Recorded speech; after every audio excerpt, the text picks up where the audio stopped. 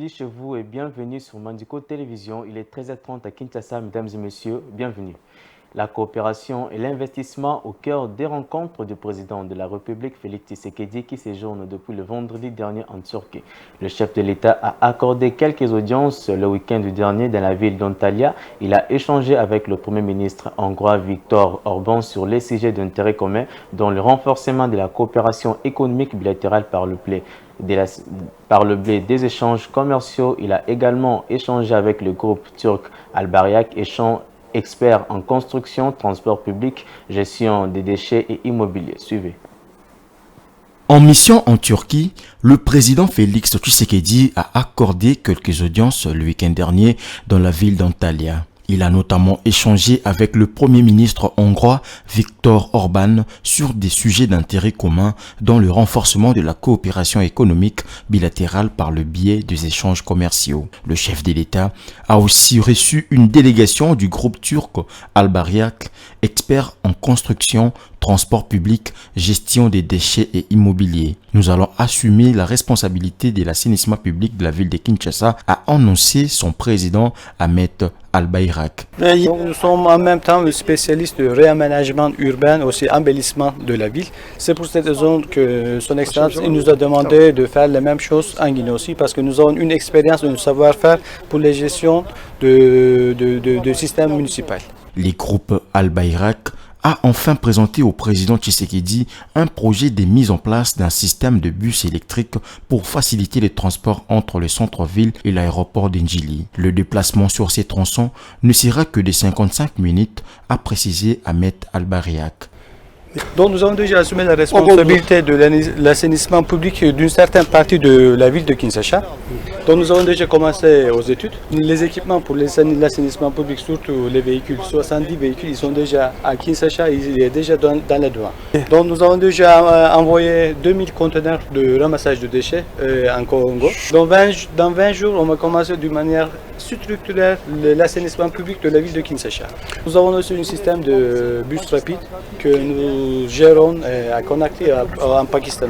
Les habitants de Kinshasa, ils souffrent de l'embouteillage dans le centre-ville. C'est pour cette raison que depuis le centre-ville jusqu'à l'aéroport, il s'agit d'une ligne de 24 km. Les habitants de Kinshasa, ils vont circuler dans 55 minutes. Nous avons utilisé les bus 100% électriques, donc ils seront tous écologiques. Le président Félix Tshisekedi a poursuivi son séjour de travail en Turquie avec d'autres rencontres ce dimanche, jour de clôture du forum diplomatique d'Antalya ADF 2024, qui réunit des experts régionaux et internationaux du domaine de la diplomatie. Législative provinciale de ce lundi 4 mars, des audiences relatives aux contestations de résultats des élections provinciales. Ces audiences iront jusqu'au vendredi 8 mars à la cour d'appel de Kinshasa-Gombe. Pour ce lundi, 5 circonscriptions sont concernées, dont la circonscription de la Gombe, Girigiri, Kitambo, Makala et Lingwala. Suivez.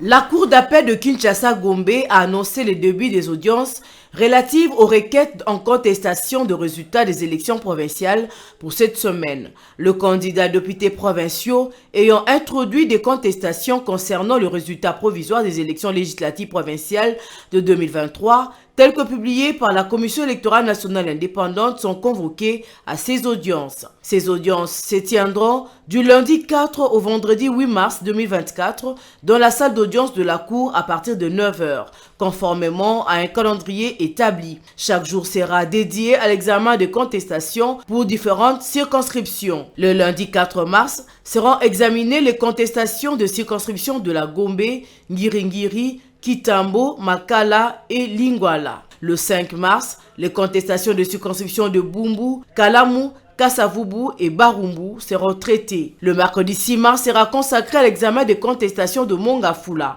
Le jeudi 7 mars, les contestations de Selembao et Bondalungwa seront examinées. Enfin, le vendredi 8 mars sera au tour des contestations de la circonscription de Ngaliema. Ces communiqués datent du 28 janvier 2024 été mis à Kinshasa, servira de notification officielle aux parties concernées. Réduction des frais d'examen d'État dans les provinces en état de siège. D'après le calendrier scolaire, les épreuves hors session de l'examen d'État se dérouleront du 6 au 18 mai 2024 et lors du 125e réunion des conseils de ministres. Le gouvernement a décidé d'apporter son soutien aux parents des finalistes de provinces sous état de siège en réduisant les frais de participation à ces examens. Plus de détails dans ces commentaires de Ranta Luela. Le gouvernement de la République envisage d'apporter un soutien aux parents de finalistes de province sous état de siège concernant la prise en charge de frais de participation à l'examen d'État édition 2024. Pour de nombreux acteurs, tant politiques que de la société civile, il est inadmissible que ces frais soient revus à la hausse comparativement à ceux de l'année précédente, soit 94 000 francs congolais, alors que la province est confrontée à la guerre d'agression imposée par le Rwanda sous couvert du 1-23. Dans son intervention lors de la 127e réunion du Conseil des ministres tenue le vendredi 1er mars 2024, le Premier ministre sortant Jean-Michel Samaloukonde a révélé qu'en dehors de la situation humanitaire préoccupante dans la province du Nord Kivu, la question de frais de participation à l'examen d'État édition 2024 avait également été discutée lors de ces échanges avec les députés nationaux élus de la province du Nord Kivu dans son cabinet de travail. Depuis la reprise des affrontements entre la coalition FARDC Wazalendo et le rebelle du 1-23 RDF, notamment dans les territoires de Massissi, de nombreux élèves, y compris le finaliste du secondaire, ont été contraints de fuir leur milieu. Ils se retrouvent actuellement, ainsi que leurs parents, dans différents sites de déplacés et même dans des familles d'accueil à Goma et ses environs. Il s'ajoute à beaucoup d'autres qui ont fui la guerre dans le territoire de Rutshuru et de Nyiragongo et qui se retrouvent également en difficulté à Goma et dans ses environs. Selon le calendrier scolaire publié par le ministère de l'EPST, ces épreuves hors session des examens d'État se dérouleront du 6 au 18 mai 2024, tandis que la session ordinaire interviendra du 24 au 27 juin 2024. Et pour finir, en sécurité à Kinshasa, au quartier Koulou, dans la commune d'Esselembao, selon les habitants de ces coins, cette insécurité est perpétrée par les éléments de la police déployés sur place ainsi que les inciviques communément appelés Koulounan. Ils lancent des cris d'alarme auprès des autorités compétentes afin de trouver des mesures urgentes pour mettre fin à cette situation confuse avant que le pire n'arrive. Jocelyne Massiala et Deo Gracias Chilombo nous fait les reportages.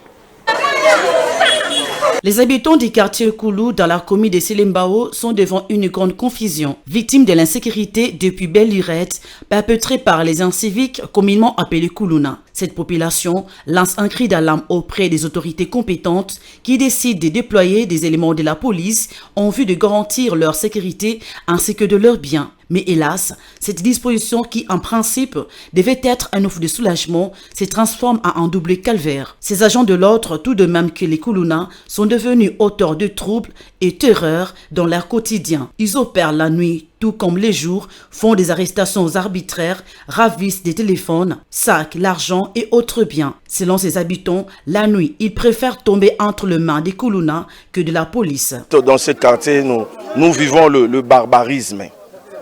Nous sommes dans le désastre de gens qu'on appelle le Koulouna. Ça vraiment est le problème, le courant, la régie des eaux, dans tout consort. Donc on est fatigué. On est fatigué avec ces genres d'histoires. C'est le gouvernement qui doit s'en prendre en charge. Nous, on est le peuple, on est là. On subit certaines choses parce que le gouvernement ne prend pas en main tout ce qu'il doit avoir comme ordre ou quoi que ce soit. Donc moi, je dirais que la police et la FARDC doivent être mixés ensemble et ils doivent faire une patrouille mixte avec beaucoup de force. Aux autorités compétentes de s'impliquer afin d'assurer la sécurité de cette population qui ne sait plus à quel sens se vouer. Et c'est la fin de ces 13h30. Merci de nous avoir suivis. Bonne suite de programme sur nos antennes Mandiko Télévision. Merci.